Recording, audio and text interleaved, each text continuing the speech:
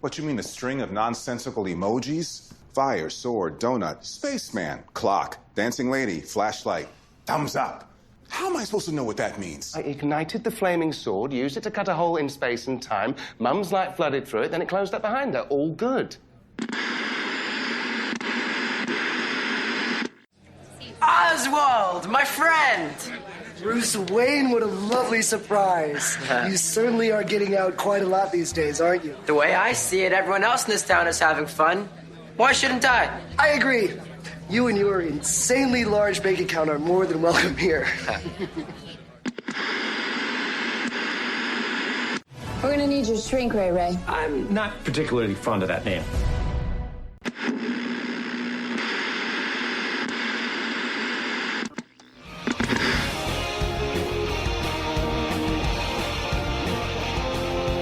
Hello, everyone. Welcome back to not Next Stop Everywhere. That's a different podcast entirely.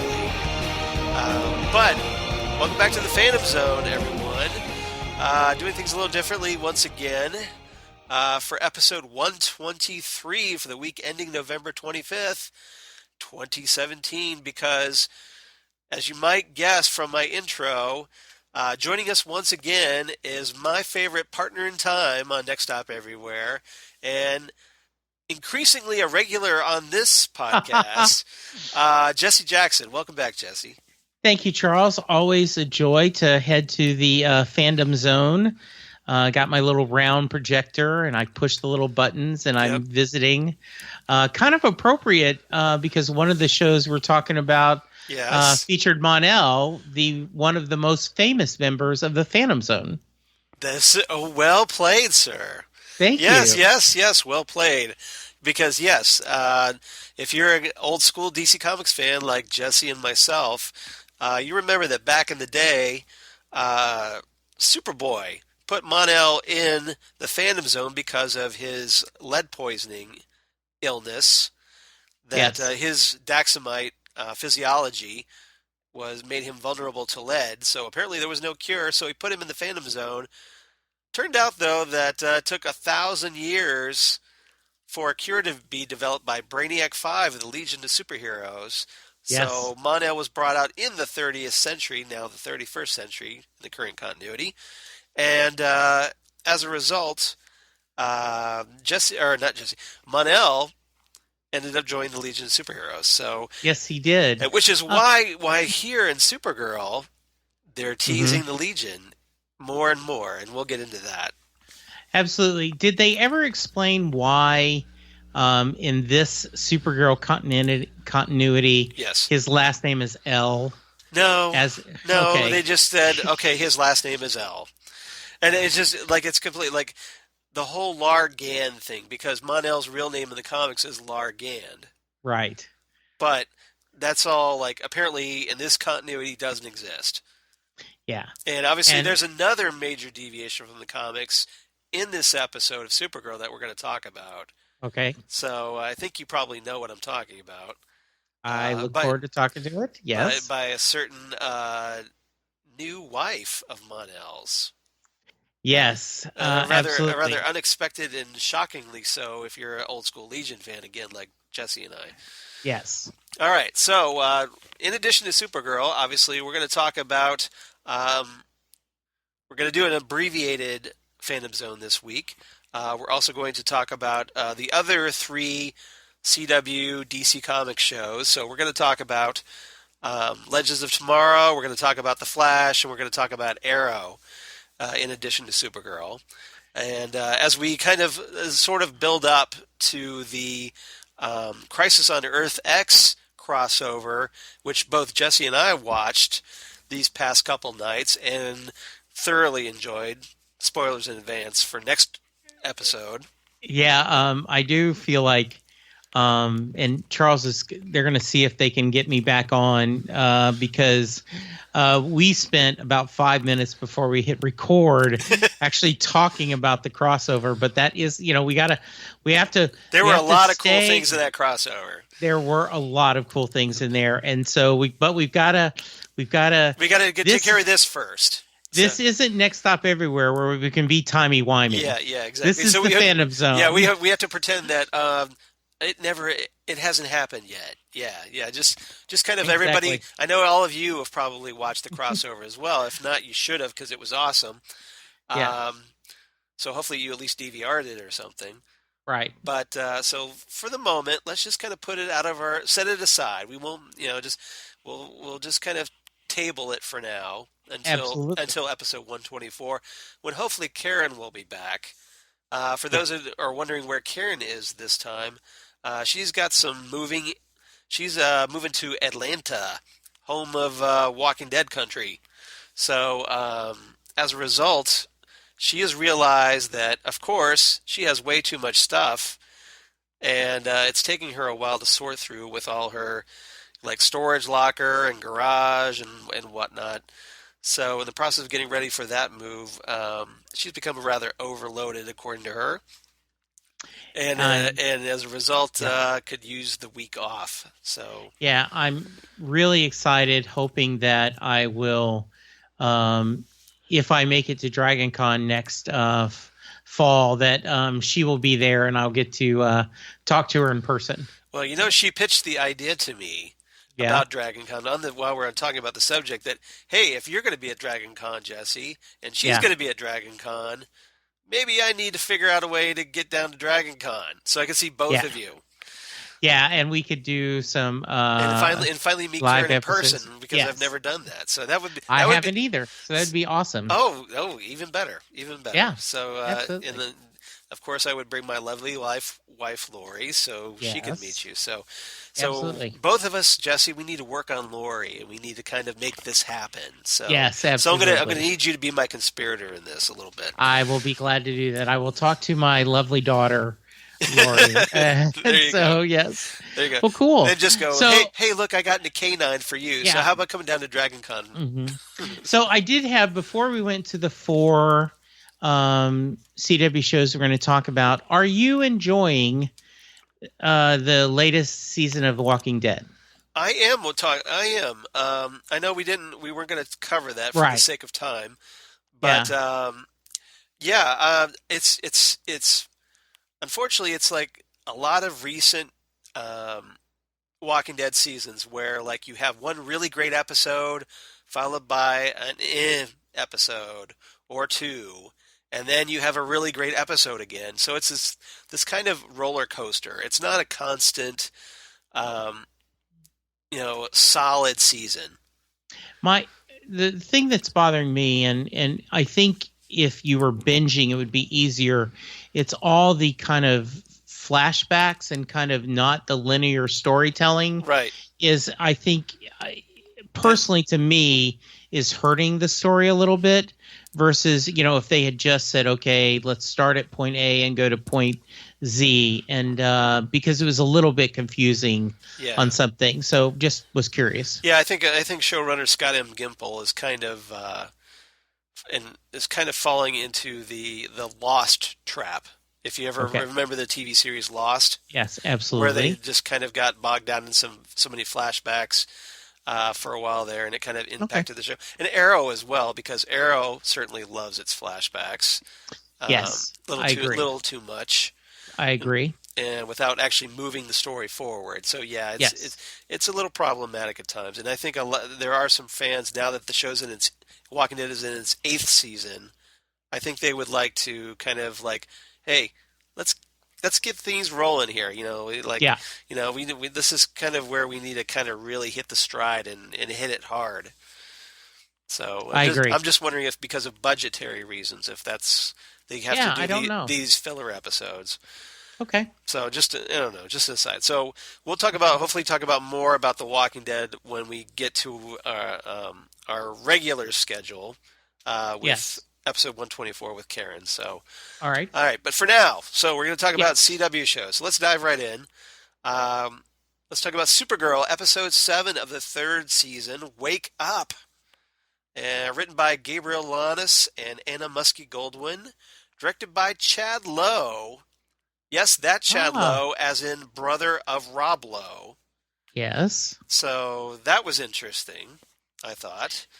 both big Bruce Springsteen fans. Really? Yes. Obviously, you're the Bruce Springsteen expert, so yes. Yes. So, real quick, Rob tells the story. He and Chad were at a concert, went backstage to see Bruce, and Rob had a sign request of the song, and like, yeah, man, I'm asking to do this. And Bruce didn't do it. And it's like,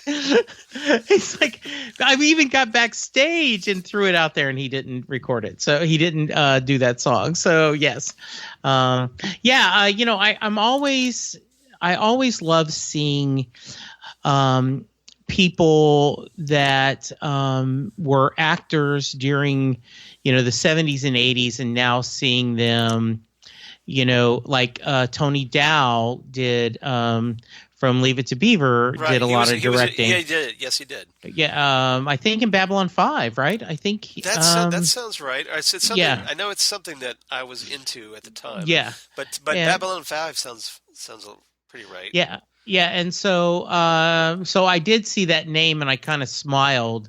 And I thought he did a pretty good job. I thought this was a good episode. I'm looking forward to talking to you about it. Yep. All right. So this story is essentially three separate stories going on. We have the story of Samantha, who is ended up supposedly going to become the big bad of the season, Rain.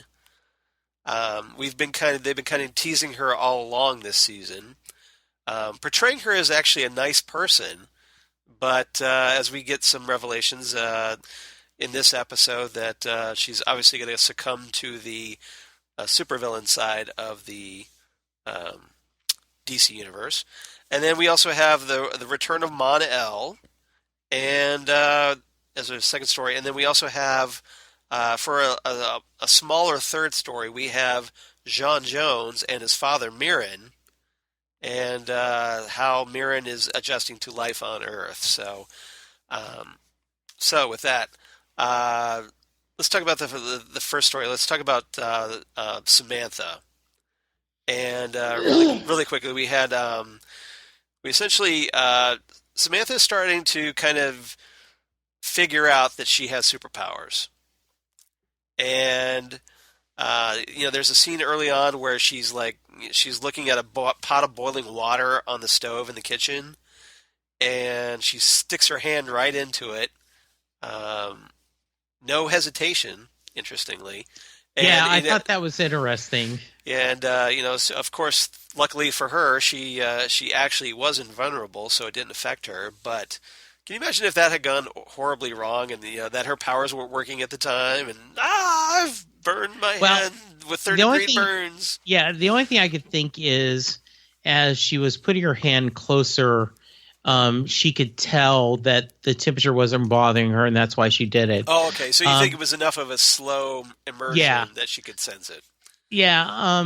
Now, I am on the record of when DC launched the New 52. Yes. I quit buying their comics. Right. So you're not familiar with this character. So I'm not at all. Yeah. I was like, this character was introduced in the New 52 Supergirl series. Okay. So I don't really know that much about her myself because I wasn't collecting Supergirl at the time. Okay. But from what I understand, essentially, she was a character that was a little bit more monstrous in the comics, but she was essentially like the product of this cult on Krypton. Okay. And as a result, she ended up being sent to Earth, rescued from Krypton, essentially by the cult, and ends up fighting Supergirl. Okay. So that's basically what they're doing here. And we kind of find out during the course of the story in this episode that, she ends up going to see her adoptive mother, Patricia, and Samantha does, and Patricia takes Samantha out to a barn. Yes. Which, if you're a Superman fan, barns always seem to have something hidden inside. Yes, they do. So, which is a very like Christopher Reeve Smallville kind of thing. Yes. And so, of course, there's a pod inside. and this is the one that she used to travel to Earth from Krypton in.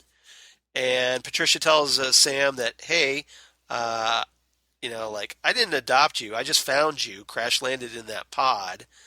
And so, of course, Samantha touches the pod, and it kind of triggers something inside. So then she ends up going back home and telling her daughter that, Mommy's got to go away to the desert. Here's some money for the babysitter because the babysitter's cooking isn't basically sucks.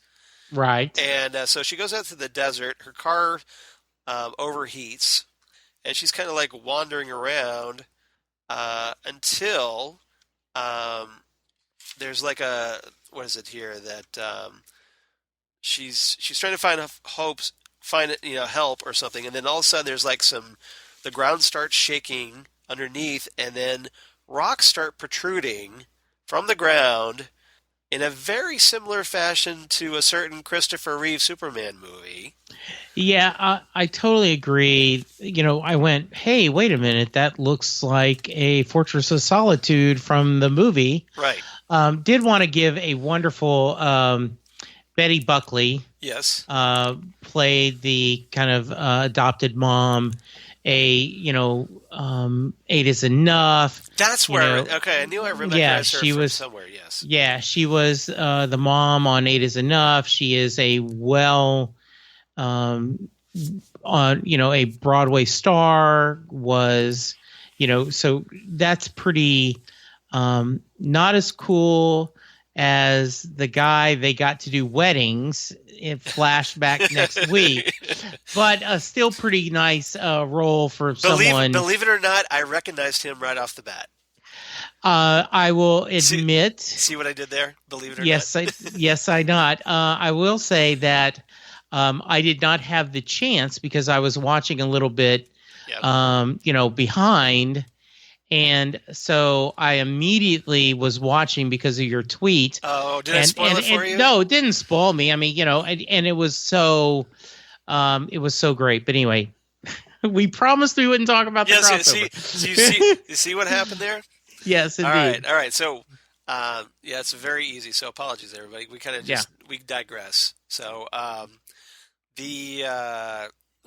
suppose I should do this in honor of Karen here. Hold on. If I can get that. There we go. What is this bizarre segue that's happening right now? Can we maybe stay on point? Thank you, Blaine. Yes, so, indeed. Yes, Blaine doesn't. Just because Karen's not here doesn't mean Blaine's not here. Exactly. So we're going to try and stay on point. So that scene, I really like that scene with the what they called the Fortress of Sanctuary. Yes. And I thought that was a really cool idea to okay, we're doing a fortress in the traditional Superman movie sense, but in the desert. I thought that was really cool. Yes, instead of in the Arctic. Yeah. I thought that was a nice twist, and especially exactly. that she's kind of like a perverted version of like a Kryptonian hero. Yes, which this character is, I guess. So I thought that was really cool. And so she goes inside the fortress. There's like a crystal that she took from the pod, and as soon as she does so, there's like a hologram that opens up and explains to her that, hey, you're Kryptonian, and your purpose is to be an executor of justice, and it's time for you to become Rain. Yeah, since I was not familiar with the character, that didn't mean anything to me. Right. I'm assuming you're just fans, you're just like, that's nice. Yeah, I was like, oh, wait a minute, is she? I was wondering if she was another different, character or something. So yeah, I think it was just this. I mean, this character I think was created in the DC Comics to try to bolster Supergirl's less than impressive rogues gallery. Yes. Instead of just having her borrow Superman villains all the time. So right. So I'm okay to kind of let this go. And obviously, with not really knowing that much about the character, I'm open to what they present here. Absolutely. Yeah. All right. So one of the other stories, of course, is Mon-El, which you do know about. Who you do know about. Yes, I do. And so we get the return of Mon-El. after Kara and the DEO find him in like this craft that is apparently there's like a ship that's underneath the craft spaceship that we saw earlier this season. And of course, yep, surprise, Mon-El was inside. And apparently now he's able to cope with Earth's air so that his lead vulnerability is not affecting him. Question is, how did he get cured? We don't know, although Jesse and I have some suspicions. Yes. As we mentioned, Brainiac 5. Yes. So that's probably going to be explained because, hey, the Legion's coming up. So I'm looking forward to that. Go ahead. Didn't we? I have not heard you and Karen's latest episode, but when you had the girls' trip back, when we went back the girls' trip, we kind of established that this is the Smallville universe, or at least there is a Chloe in this universe. Yes, so, we were geeking out pretty hard over that. That Supergirl is set in Smallville continuity. Yeah, which I thought was great. Yes, and so now we really need Tom Welling to show up on Supergirl, don't we? Yeah, I know there were a lot of people wanting him to be Superman, and I was in that lead. I was definitely raising my hand, going, "Yes, that would be cool. That would be cool." Well, they have a different Superman on Supergirl, so they could just recast him in a different role. Yes. But it would be a nice nod because it would be a nice nod, and but remember, we had one of, I think, the best Smallville episodes of the Legion visiting. Yes, so I would love to see that again. Yeah, that would be great. Yes, and I'm hoping. Yeah, well, we know Brainiac 5 is going to make an appearance. So nice. Yes, because we got some casting news on Damn Good Coffee, which I posted, so hey, you can check that out there. So Mon-El, apparently they took him back to the DEO. He's kind of like a little twitchy, and he's like walking around, ends up like in some kind of weapons room, and then suddenly chokes out a DEO agent before Kara has to knock him unconscious. And so they put him in a holding cell. He's not really wanting to talk at first.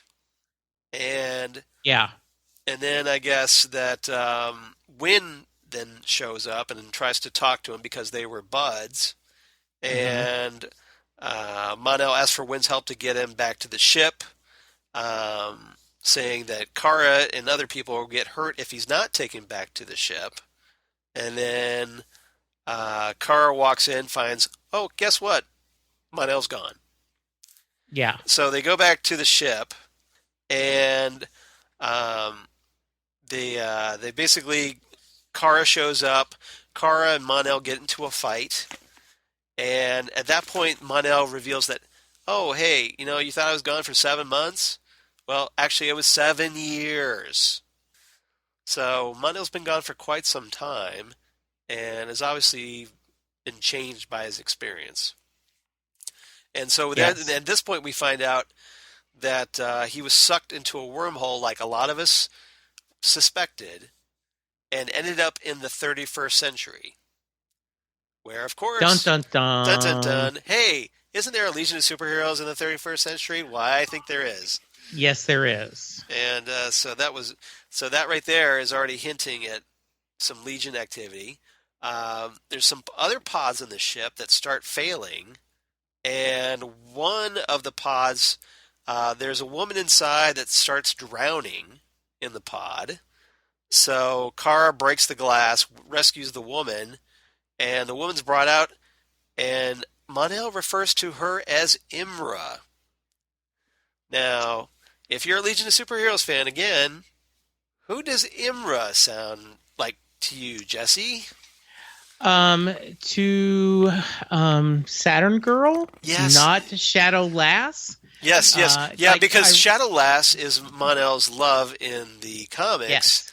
So Tasmia, I guess is how you'd say it. Tasmia Malore, yes. Yeah, Shadow and Lass. so I was just like, say it's Tasmia, say it's Tasmia, say it's Tasmia, and like Irma. Oh, come on. Imra. Yeah. Imra, yeah. Yeah, but so yeah, that was like the big record scratch. What? And Lori, whose favorite Legionnaire has always been Shadowlass, was a little bummed by this, needless to say. I would be too. She was just like, wait, what? Monel's supposed to be a Shadowlass. What are you talking about? Yes. And I can't fault her, personally. No. So we find out, oh, guess what? Monel and Imra Ardeen, a.k.a. Saturn Girl, are married. And you're like, wait, Saturn Girl is supposed to marry Lightning Lad, Garth Rands. What's up with this? So we're just like, oh, CW, what are you doing? Yes. Berlanti-verse shakes fist. Yes, absolutely. Though I do thought it was a nice twist. I thought him being 7 years compared to the 7 months. Right. Him saying, I'd never forget you, but he had to move on.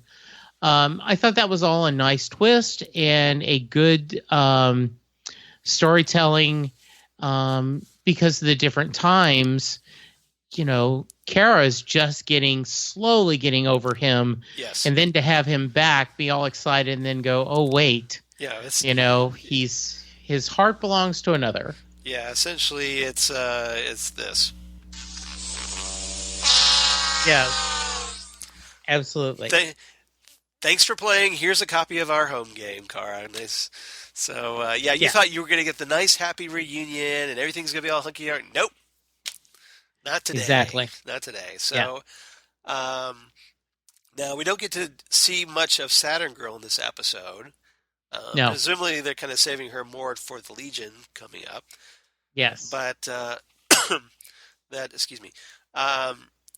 So that was kind of disappointing, but we're starting to build that Legion crew because, hey, we've got Monel, we've got Saturn Girl, we know that Brainiac 5 has been cast, so that's 3 Legionnaires right there.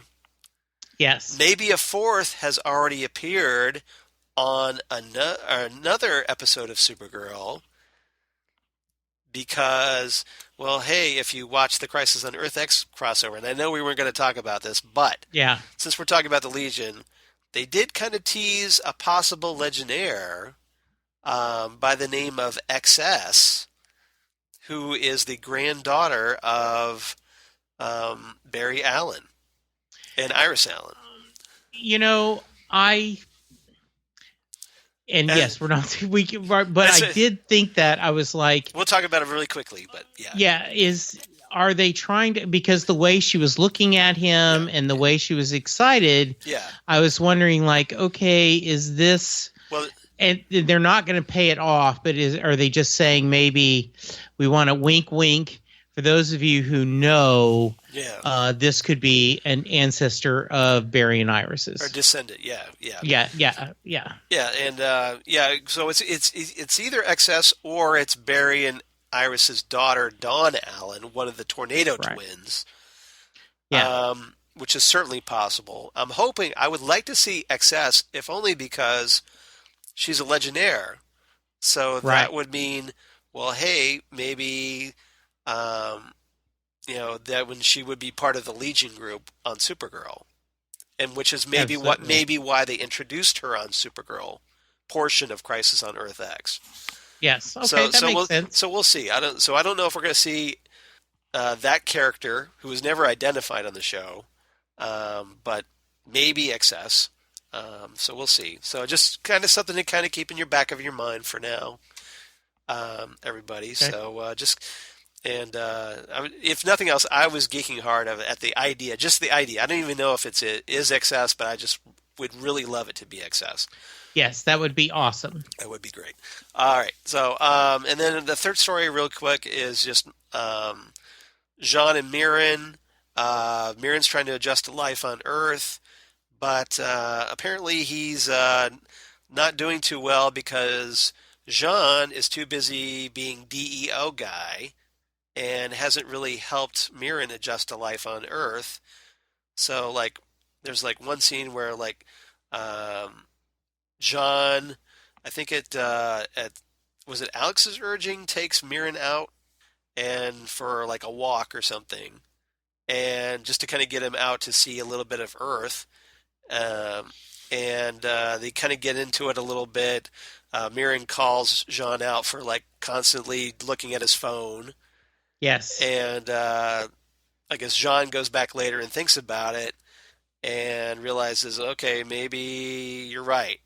And so like, hey, okay, here's an apartment. You want to move in with me? Yeah. So what do you think? What do you think about the addition of Mirren to the series? So I love Carl Lumbly. He was in he was on Alias. Alias, yes. Yeah, he was on Alias, and he also did the voice of the Martian Manhunter on the Justice League Unlimited animated series. Yes, which is a really nice kind of nod, Easter egg and nod. Yeah. So yeah, I think he's great. He was a very short-lived series, Easy Streets, that I really liked a lot. He played the mayor, so he's got a lot of street cred, and I like his. I know him also from The Adventures of Buckaroo Banzai with Peter Weller. So yeah, right. He's got some depth to him. He's a good actor. He's a good actor. He's an actor, yeah, and I really like this little subplot. Yeah. I think it really gave John some humanity. I think it was very good to do. So I really liked this, and I actually liked how it ended, where they're going to get an apartment, which, as someone in one of the recaps I read, to kind of make my notes to get ready for tonight, like that's a sitcom waiting to happen. Yes. A dad and would you call it My Favorite Martian? Oh wait, no, that was taken, wasn't it? Yeah, it's a dad and a son are both out of this world, sharing an apartment together. My Martian Dad and Me. I don't know. Yes, exactly. Yeah. So, but you're right. That would be a great sitcom spinoff, wouldn't it? Yes. All right. Yeah. Okay. So, anything else about this episode before we give our ratings? No, I think it was. I think it was good. I personally am enjoying Supergirl the most of the four. Though Legends is a very close second. Okay. And so I would give this 9 out of 10 cups of brown water. Oh, very nice, very nice, very nice. I was just a little under you on this one. I gave it 8.5 Fortresses of Sanctuary because that was just awesome. I love that Fortress of Sanctuary. Absolutely, that was a really cool idea. So, okay, let's move on to The Flash, episode 7 of the 4th season, Therefore I Am, as in I think, therefore I am. Written by Eric Wallace and Thomas Pound, directed by David McWhirter. And this is essentially 2 stories. One where we have, in the present, where Joe and Barry are trying to nail down Clifford DeVoe, as the Thinker, and Barry becomes really obsessed with this, uncomfortably so. And then we also had the other story, which is the flashback story, where we kind of learn how the Thinker came to be, and the mechanic, his wife, who we learn in this, helped him.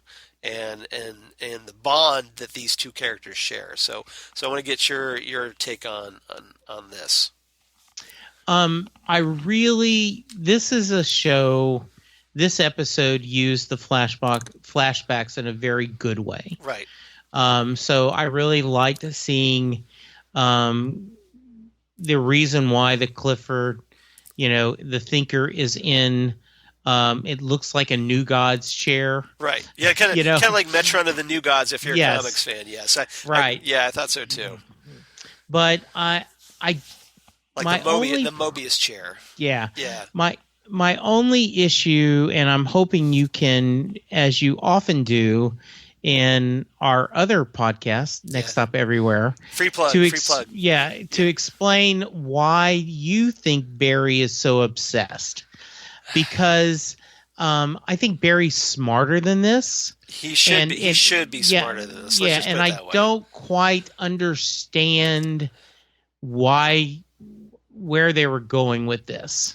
Yeah. I blame the writers on this one because I just and this kind of affected my rating for this episode because Barry did seem so out of character. He's faced bad guys before. I think it's just maybe the only way I could justify it or try to justify it was that he's felt burned by the Reverse Flash, because the Reverse Flash, it turned out to be Harrison Wells, and hey, he was in a wheelchair until he was revealed as Eobard Thawne, right under his nose.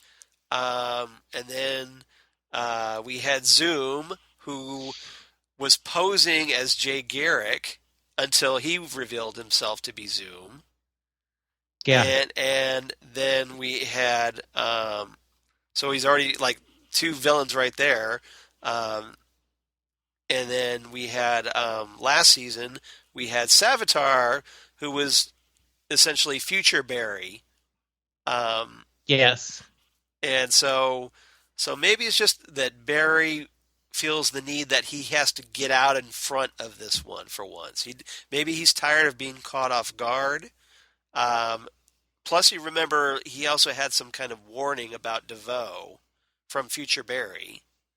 Good point. So maybe he's just like, okay, I want to try to take out this threat before it becomes really serious. And because obviously he's got a lot of stuff going on in his head. He's thinking about his upcoming wedding to Iris, and and obviously his loved ones like Joe and Wally and whatnot, and Cisco and Caitlin.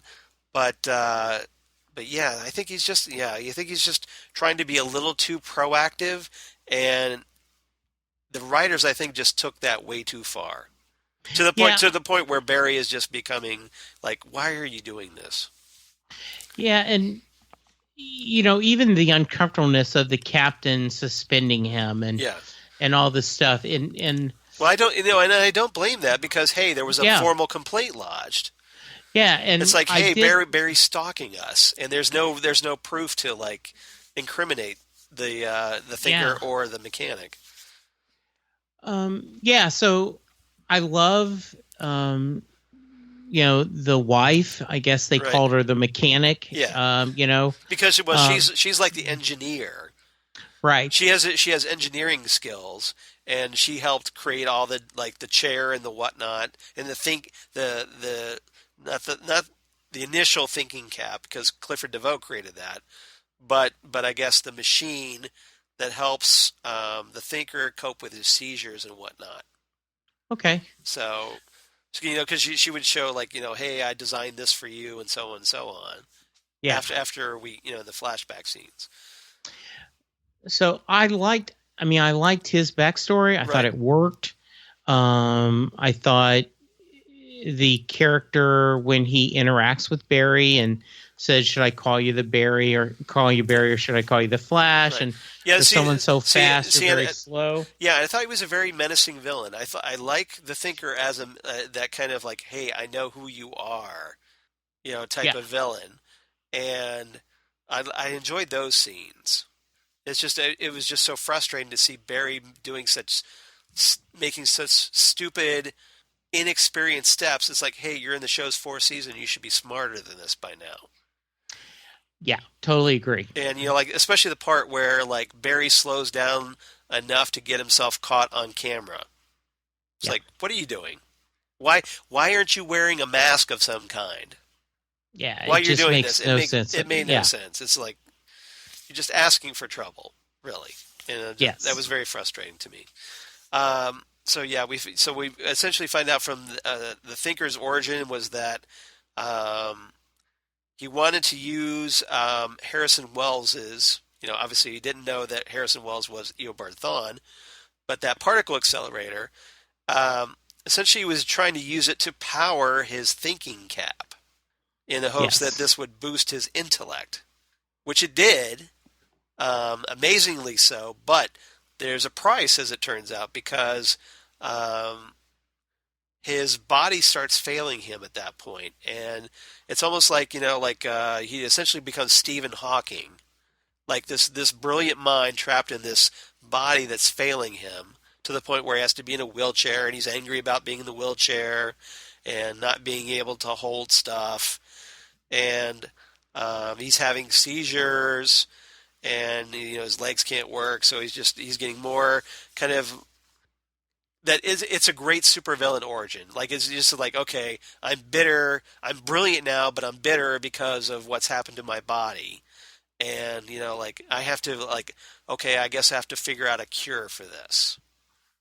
Yeah, I think it's a great villain, and I like the idea when he talks to his wife, he's, I've already looked at the thousands of variables, and there's not one of them that doesn't come out this way. Yeah. And I think that's really great. And it makes a good villain because, I think that, he's relatable. It's like you can understand why he's doing what he's doing, even if you don't agree with it. And you just kind of realize, well, hey, you're just going about it the completely wrong way, dude. You need to be going, hey, okay, I've developed this. Here's this great new technology that could be used to maybe help me and other people. But maybe it's just because of his brain being, fried or whatever by the particle accelerator that he's taking it down such a dark path and and his wife just seems to be going along with it out of her love for him. Yeah, I think so. And I do love kind of her devotion to him. Right. So that was very cool. So yeah, I just there if it wasn't for Barry being so foolish, right. I would give this a lot higher, rating than I did. Yeah, I agree too. I did like the part where the Thinker's just he says, "Well, hey, I'll be thinking about your wedding." All wink, wink, nudge, nudge, yeah, moo ha ha ha ha. Yes, very much so. Yeah, I like that. And then we also got the return of Wally in this episode, who's been away for a few episodes, and I thought it was great because we find out, what was Wally doing in Blue Valley while we hadn't been seeing him off camera? He was fighting a classic Justice League of America foe, Jesse. Yes. He was fighting Starro, as in the very first bad guy that the JLA fought back in Brave and the Bold number 28 back in the day, and in the 60s. So that was kind of cool. It's now, okay, why aren't we seeing Starro? I want to see Starro on TV. Yeah, I would think so too. I want to see that fight. I want to see Kid Flash versus Starro. Now I do have to admit, it did not click to me that we'd not been seeing Wally. Yeah. Because it's a pretty busy cast. Right. There's a lot of people there. They made this great quote, when he left, after getting dumped by Jesse Quick. Right. That he's like, hey, I was gone. I went over to Earth 2 and nobody noticed. Which is yeah, that's pretty much you right now. Yes, it is, and that's sad, but because it's nothing against the actor, it's just it's a big cast. There is a lot of people in this show. Yeah, and it's the show is The Flash, not Kid Flash. Right. So yeah, exactly. So yeah, that's just kind of something you have to keep in mind. And plus, it's there's just kind of speedster overload a little bit, which I think is why they kind of wrote out Jesse. They wrote out Wally for a little while, to kind of dial some of that back a little. All right. Anything else about this episode before we give our ratings? No. Like I said, I thought it was good. Yeah. But just Barry. I like my heroes being a little smarter, and especially Barry is a scientist. He is, he is supposed to be smart. I know he's not, a as smart as he should be Cisco smarter and than everything. this, at least. Yeah, absolutely. Yeah. I totally agree. And again, that's what affected my rating, and frustratingly so, because I really like the Thinker's origin story here, and I thought that was really good. That kind of raised it, but then the stupidity of Barry just lowered it, so it kind of offset for me. Right. All right. So what's your rating? So I gave it 8.5 out of 10 thinking caps. Oh, you took mine. That's okay. That's okay. So I'll go ahead, and I was a little under you on this one. I gave it 8. Let's see, what should I take here? I'll get stolen mugs, because remember Barry stole the mug from the Thinker to get his fingerprints. Yeah, that's actually a pretty good idea. Right. That was also, I thought, really dumb for him to do, because you think he wouldn't notice that. Well, but anyway. Well, I think he was just underestimating how the Thinker is actually, oh hey, he's really intelligent, and he's obviously thinking steps ahead of Barry and Team Flash. So I think the trick to defeating him is probably going to be that Barry has to be unpredictable. Yes. That's the way I would combat it. Yes, I think that is the right thing to do. Do something completely unexpected that the Thinker wouldn't see coming. That would be the only thing I could think to, no pun intended, to defeat him. Yes. All right, so let's move on to our third show. Legends of Tomorrow, episode 7 of the 3rd season. Welcome to the jungle.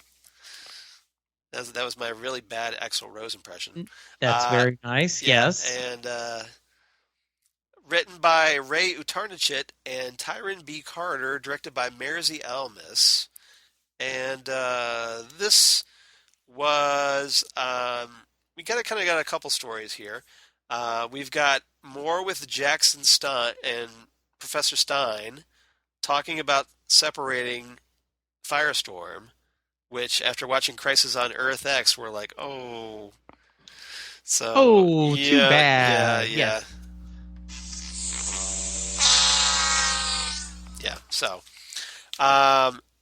yes, no spoilers there. And then we also had the main story where the Legends go back to 1968, Vietnam, and of all places, and they run into Gorilla Grodd, of all people. And Mick Rory's dad. So, yeah, so that was kind of good that we got to have Heatwave meeting his dad, and we had Gorilla Grodd, the return to Gorilla Grodd. So that was kind of cool. So, all right. So let's see. Might as well talk about Gorilla Grodd because that's the main thing here. Yes. So Jackson notices there's like an anachronism in Vietnam in 1968, so they go back to investigate, and they're going through the jungle, and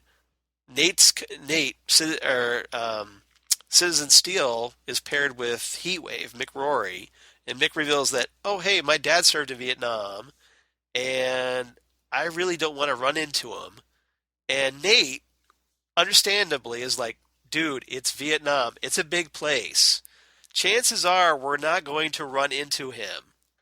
And if you do, I will buy you a 6-pack of beer. And yes, that was funny. And so, of course, who do they run into? Mick Rory's dad, because, hey, it's a CW show. Of course we're going to run into Mick Rory's dad. So and it's like, you owe me a 6-pack. Which I thought was kind of funny. It was very funny, very Quantum Leapish, where right. He went and saw his brother in Vietnam. Yeah, Sam Beckett. Yeah, and so I liked this. I liked the idea that Mick has talked a lot about his upbringing. The actor who plays him, and I'm drawing a blank on his name. Dominic Purcell. Yeah, he really does a great job of finding that middle ground between the absurdity Mick, but at the same time, actually having some feelings and just being a really good character. I mean, he is the Jane of the group I think in Firefly.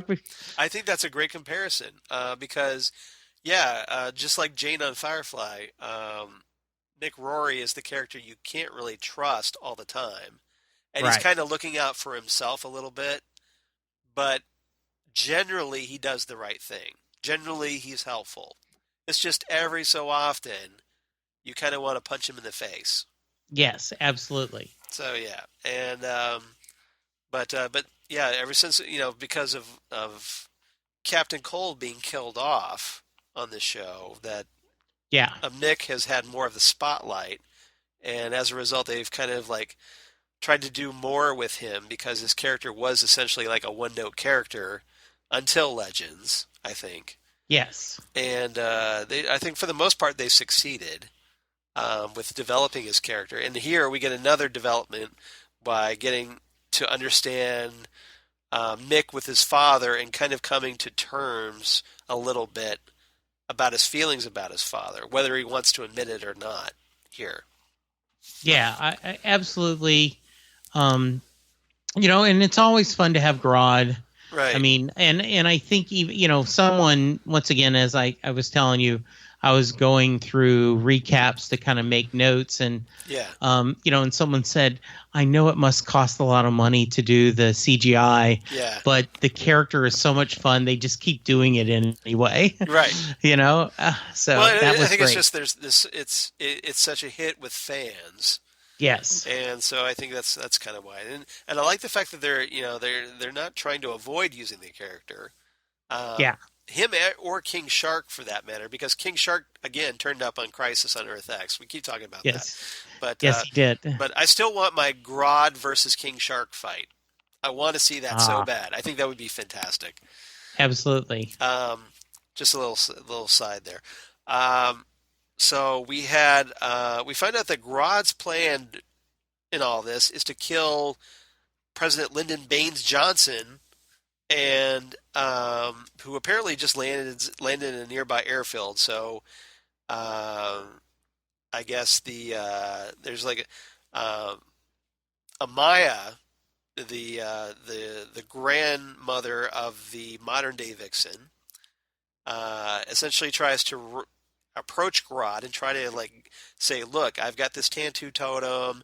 It helps me channel animals. See, like here's a gorilla, so that we can kind of bond, right? We can relate to one another. And she kind of starts to do that until there's some guns in the distance, and then Grodd's just like, oh, you've betrayed me. Yeah. And so that because turns out the gunfire belongs to, of course, Mick Rory's dad's group that Mick and Nate hooked up with. And there's, of course, all kinds of typical Legends chaos going on. And at one point, President Johnson, Jax tries to warn President Johnson about Grodd, and the soldiers step out of their vehicles, but they don't realize, oh, hey, it's a minefield. And so LBJ gets himself trapped in a minefield, and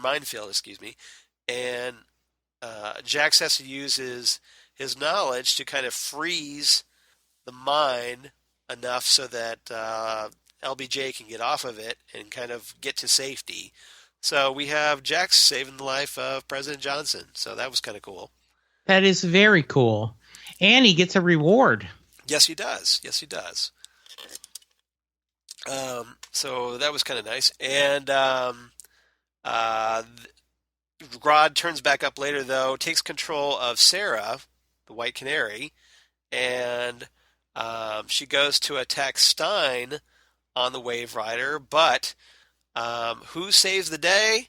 None other than Isaac Newton, because Professor Stein brought Isaac Newton aboard to help him figure out a way to help him separate from Jax. So, what did you think about that?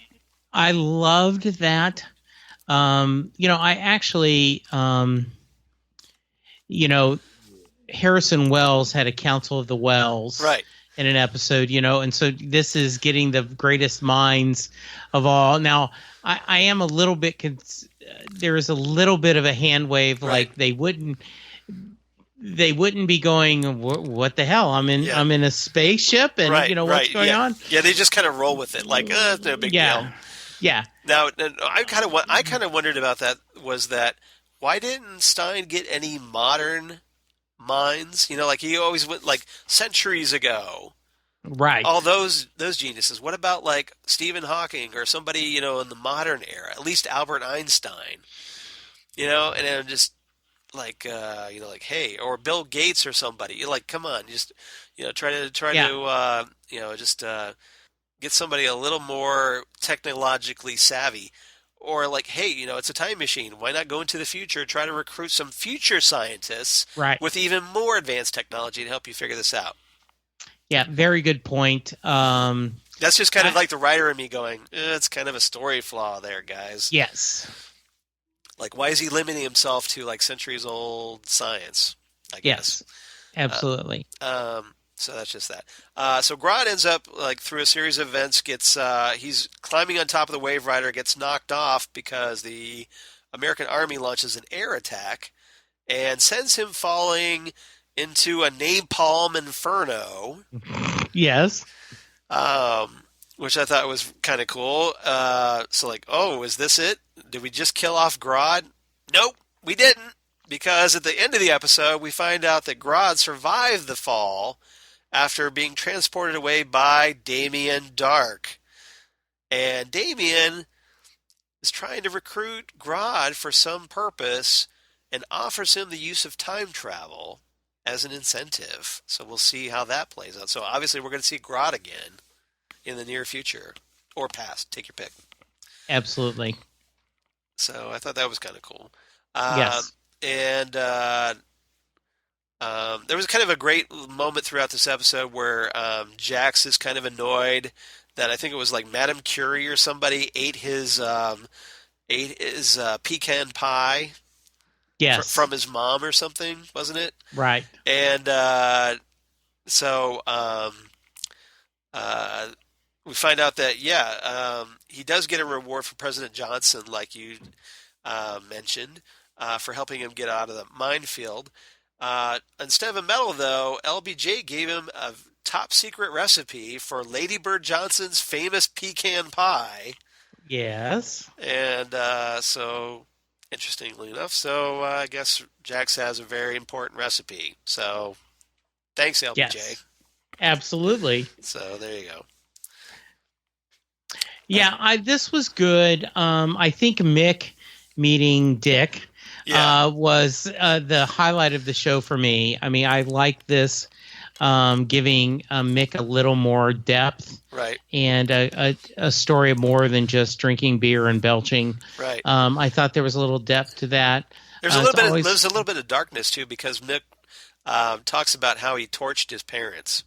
Yes, absolutely. Because remember that a lot of thing that gets kind of overlooked is, hey, Mick's a pyromaniac. Yes. Absolutely. It's like, he's kind of like a funny character, and he's like cute and everything, but no, he's a pyromaniac. Let's not forget that. Let us not. So I totally agree. So I'm going to let you give the grading first this time, just so I won't steal your rating again. No problem. I actually kind of like this one. I love seeing Grodd again. I thought Jax had some good scenes in this, and of course Mick.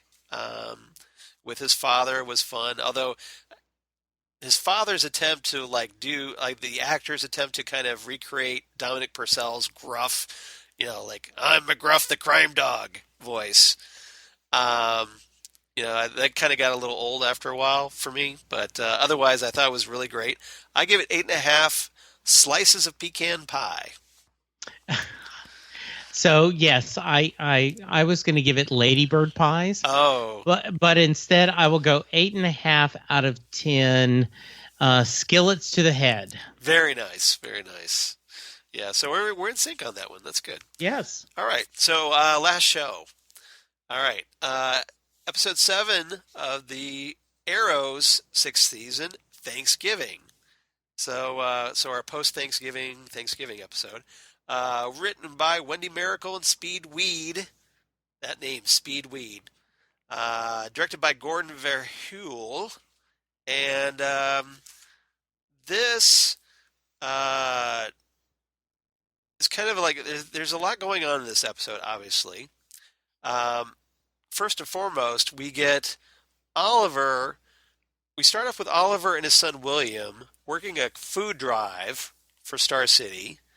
And all of a sudden, FBI agent Sharp, who's been dogging Oliver all season for reasons unknown, and she arrests him right in front of his kid. Thanks. Real nice. She is not here to make friends. No, apparently not, and doesn't care. She's traumatizing kids along the way at all. Yes. Because that was like I have to wonder. Okay, why does she have it in so bad for Oliver, and how does she know all this stuff? Yeah. I am hoping they're going to give us a reveal. I do not recognize the character. No, it's a brand new character. Okay, so you're not missing anything there. But my personal theory, I think she's working for Caden James. Who is Michael Emerson's character? If you're a Person of Interest fan or Lost, which I am, right. Both, right? Especially Persons of Interest. One of a secret gem that you started as a procedural and all of a sudden sneakily became one of the best genre shows of recent time. Right. And in fact, The Thinker, I actually was thinking of the episode where I see what you did the machine did the whole, there was all kinds of different things where they had thought of the different ways, the different outcomes that could come. So, right. Yes. Yeah, the different possibilities and whatnot. Yes. Yeah. And I know Karen is a huge fan of Person of Interest. Right. So that's definitely something you had in common. I started off watching Person of Interest, and I think I lost interest because it was a procedural at the time. I should have hung with it, apparently. So and that's one of the shows I need to go back and watch. Now hearing both good things from you and Karen both on that one. Okay. And knowing that Michael Emerson is really good in that, obviously. But here, Michael Emerson's the villain, Caden James, who was the head of Helix, that group that, oh, by the way, remember Helix knows everybody's secret identities? Yes. I think that's kind of been overlooked this season, because I knew that was a bad news once it was revealed to Felicity. But apparently Felicity never told anybody that, hey, these guys know our secret identities. Well, now it's, I think, kind of biting them as a result. Oliver ends up booked into jail. I guess that she knows that Roy Harper, he made Roy Harper, Speedy, Arsenal, wear the hood. And now has Diggle doing the same thing. And so essentially she's kind of hinting and does more of this at his bail hearing that, hey, she's got serious evidence against him and has yet to play all her cards. So I'm hoping we don't get a prolonged trial this season. I think that would be a bad way to go. I agree. Because I don't think we want that right now. But No. But after watching Crisis on Earth X, I'm wondering if there's going to be, we have to save some special effects budget, so we're going to just have trial episodes for a good while. Yeah. Because they spent a lot of money on that. Yes, they did. Excuse me. And another thing that's going on in this episode is Diggle, who's obviously been having issues with his hand tremors. I guess Curtis ends up working on a prototype to help Diggle and injects him with a solution that I guess works out pretty good for a little while. He's able to go back out in the field, and then all of a sudden he ends up having some kind of reaction to the solution. And of course it's right at the worst moment because the team needs him. They're in the middle of breaking into this Amertech facility, and they're fighting with guards and whatnot. And then Diggle has this little breakdown, and so they take him. They've managed to get out of that. They go back to headquarters, and Felicity at this point finds out about the tremors and is like, "Why didn't anybody tell me?" Which, again, we've got forced drama because supposed teammates aren't being honest with one another. And go ahead.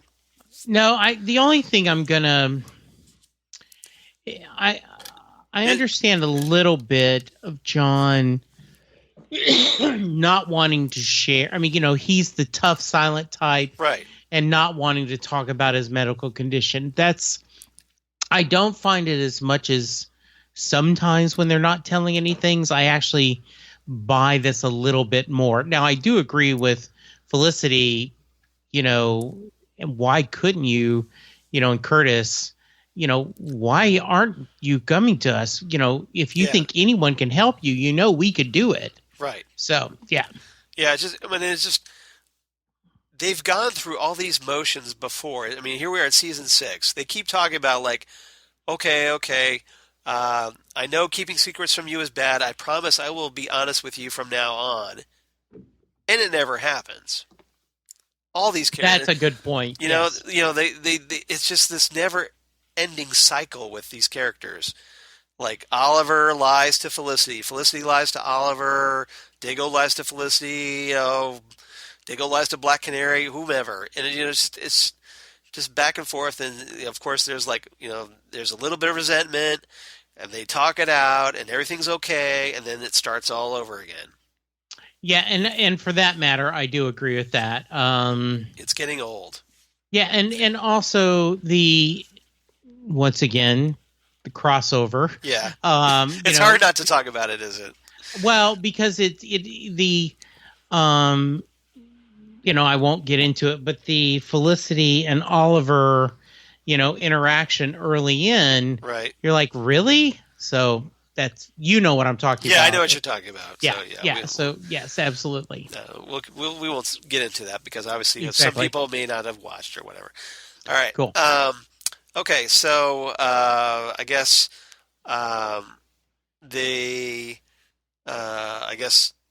Caden had Black Siren steal this nanothermite, which Curtis thinks it could be turned into a bomb, and they end up. Renee Wild Dogs realizes that where could they they're trying to figure out where Caden James could use this bomb. Renee figures out, well, hey, isn't Billy Joel playing a concert in town? So of all the people to turn up on Arrow, I would say that Billy Joel is right at the top of the list of the least expected people to turn up on Arrow. Although granted, he's not doing as well these days since he leaving Christy he got divorced from Christy Brinkley, but we were, and he hit kind of a downhill slide. The only thing weirder would have been Bruce Springsteen showing up at the Punisher. Yeah. Reference. Thank you for that. Yeah. You did catch my that. Yes, I did. Yeah. So that was. I hope you checked that out because I was just like, oh, Jesse's gonna love this. Yeah. Yeah. I think that was really kind of interesting and kind of funny that they talked about that. Yeah. So we actually do get to see Billy Joel, but of course it's just concert footage. It's not like he actually turns up. Yes. But there is actual concert footage, I guess. Yes. So he's sort of on the show. So apparently they try to convince the arena manager to cancel the show. And this is another like WTF moment for me because it's like, okay, it's post 9/11. You have people telling you that there's a bomb threat. And you're saying, okay, I'm not going to cancel the concert. How many lawsuits would this bring if this gets out? Right. That's Yeah. put all of us in danger because you wouldn't cancel this show. And I'm thinking, what arena manager is going to risk that? Yeah, absolutely. What is so important about making this concert go on? A Billy Joel concert, no offense. Yes. That is worth risking that. I'm just like, really? Really? Yes. I totally agree. You're obviously, you've been to a lot of concerts. Can you picture an arena manager doing that? No, I can't. With a bomb threat going on? I can't. No, I can't either. Especially in days. that city. Yeah. With all the attacks go on, how many times does the police station get attacked? Yeah, exactly. And blown up. Mm-hmm. So yeah, I just found that incredulous to see. So they I guess they show up. They're gonna try to protect the arena. Turns out there's some fake cops that are on Caden James's payroll. So they end up fighting the cops. But hey, it turns out the bomb is just it's not a real bomb. It's a decoy. So there's no bomb. And apparently that Caden James just wanted to get Team Arrow there so that he could talk to the Green Arrow. Although it turns out he had an ulterior motive, because that footage ends up getting used and gets on the internet, starts trending because, hey, hashtag Team Arrow, and that apparently the footage of them beating up the cops goes viral just at the same time that this anti-vigilante referendum is going through, being voted on by voters. Coincidence? I think not. No, not at all. I just that sigh said a lot. By the way. Yeah, I don't. I see this. You see this. Why don't they see this? Yeah, and I don't know. Okay, so I have a theory. Okay, what's your theory? That they are working it so where they are going to kill John off by the end of the season. Oh, you think they're going to kill Diggle? Yeah, and the reason why is, Oliver has now said you should be the Green Lantern, Green Arrow. Yeah. And so because I want to be a father. Right. But then you can't keep having Stephen Amell be the lead of the show if he's not the Green Arrow. Right. So how do you get that back? And so I'm picturing... Well, they already got it back this episode because Oliver suits up because Diggle's incapacitated. Yeah, so I think that's what they're going to do. I think and I don't like that, but I think that's what they're going to do to... I don't think they're going to kill him off. They mentioned that earlier in this episode that the nerve damage has spread or whatever to his back and that he might become paralyzed. Okay. So I'm kind of wondering if he's going to end up in a wheelchair, so he'll be at the base. Okay. But then you've got Felicity, so right. I don't know. Maybe you're right. Maybe they will kill him off. I don't know. We'll see. Okay. Yeah. But yeah, obviously Oliver has to be the Green Arrow because, hey, it's his show. Exactly. So they got to figure it out. I mean, they got him back in the suit just in time for the crossover because, hey, we couldn't have Diggle as the Green Arrow for the crossover, right? Yes. So now my question is, what are they going to do about William? Yeah. Because, is Oliver going to just keep lying to his kid that he's Green Arrow? Because he's already doing that now. That's not good. Yeah, and that's not good at all. Yeah, I remember when I was very young and my dad was going to Vietnam. Right. And I was really worried. And my parents kind of talked to me about, your father is a tank commander, so he's going to be in a tank. It's very safe. I mean, they kind of told me enough to make me feel at least, halfway, so I didn't worry. Right. So you feel like it would be more, your dad is like a police officer. I mean, your dad. This is something. Yeah, you just needs to do. Right. And I understand your. You have to come to terms with the fact that hey, he's out helping people. Yes, and this is very important to him, and versus just let me lie, because you're setting up when he finds out. Yeah, he's going to be upset about the lie. Right. Yeah. It's just and again you've got characters lying to other characters. Yeah, especially like lying to his son. Yeah. So I kind of wondered about that too. All right. The only other thing that's kind of majored in this episode is that so they're there at the hospital visiting Diggle. Just so happens while they're there, they kind of remember that hey, Oliver has a sister named Thea who's in a coma that we haven't seen for episodes. I guess we'll bring her back because, hey, okay, we're bringing her out of the coma now. So I have to admit, just like Wally, I wasn't thinking about Thea. I didn't miss her, and I like that. I did because Karen does a great Thea impression.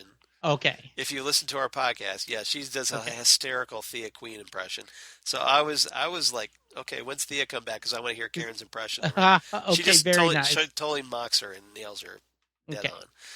Because she does this great whiny Thea voice. Okay. But yeah, just like,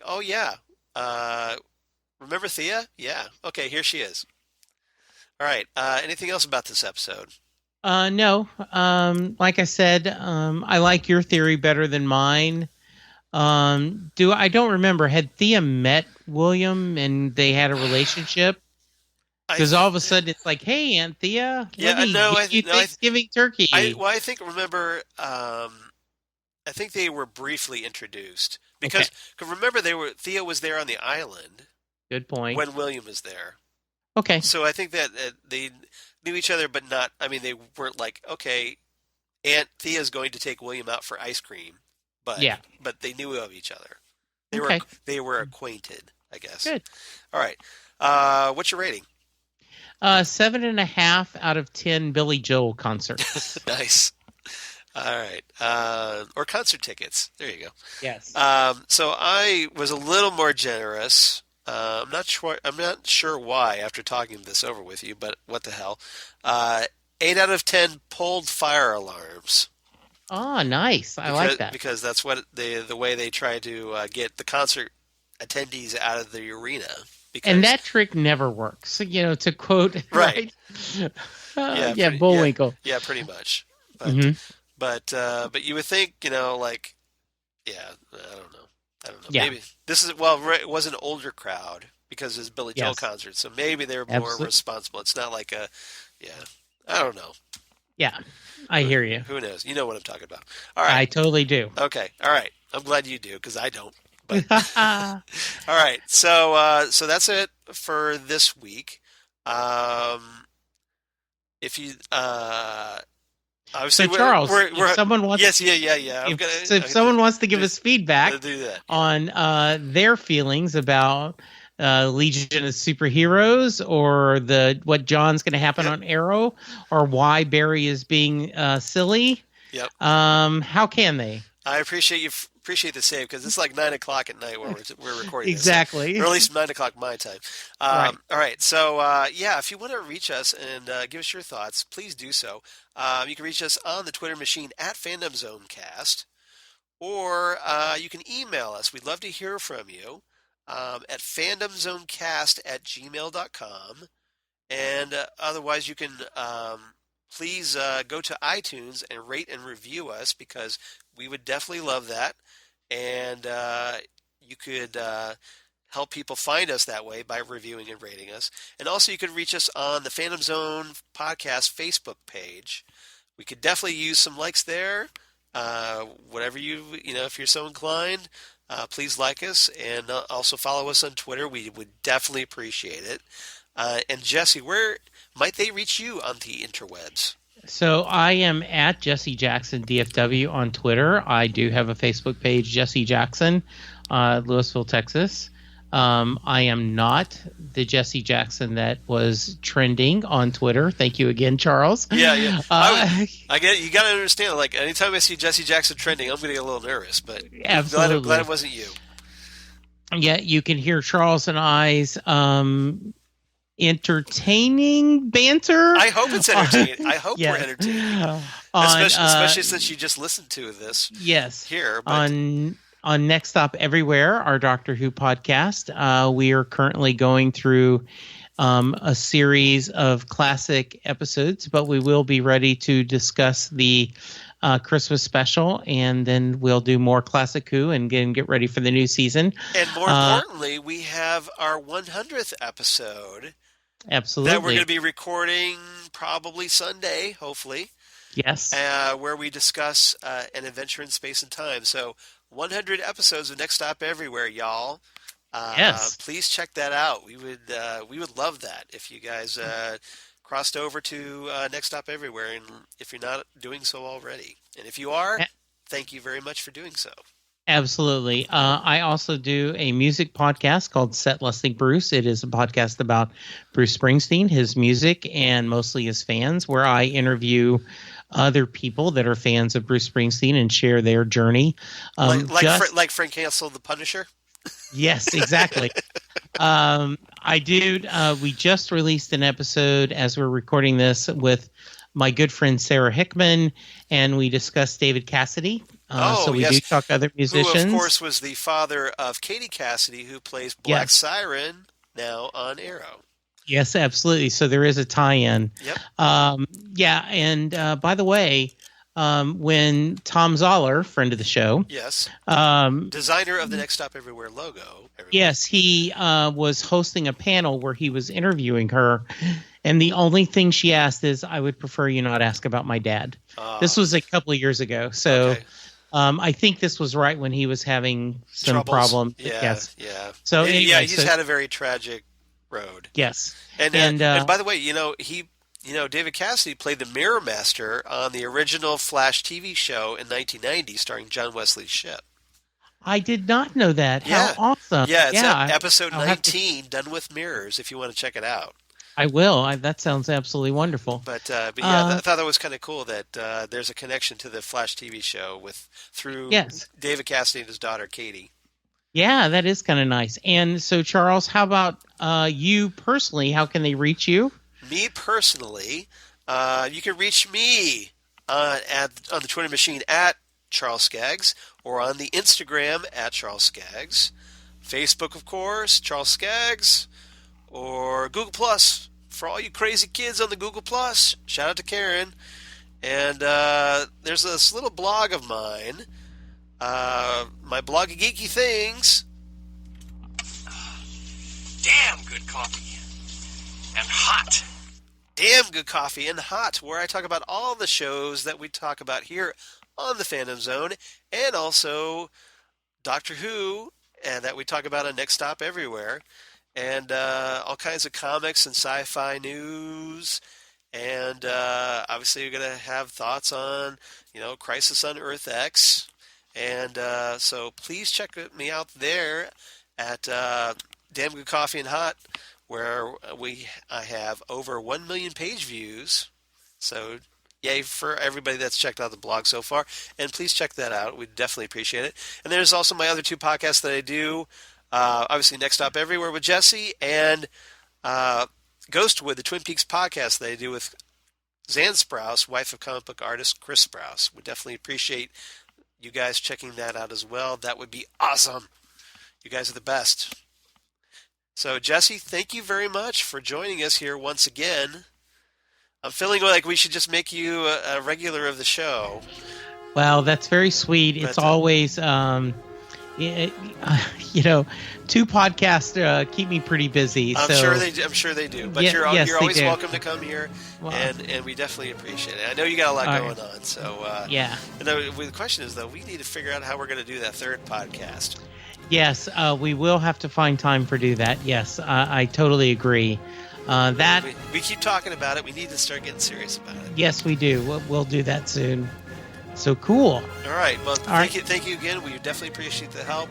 And thanks to everybody out there in podcast land for checking out the Phantom Zone.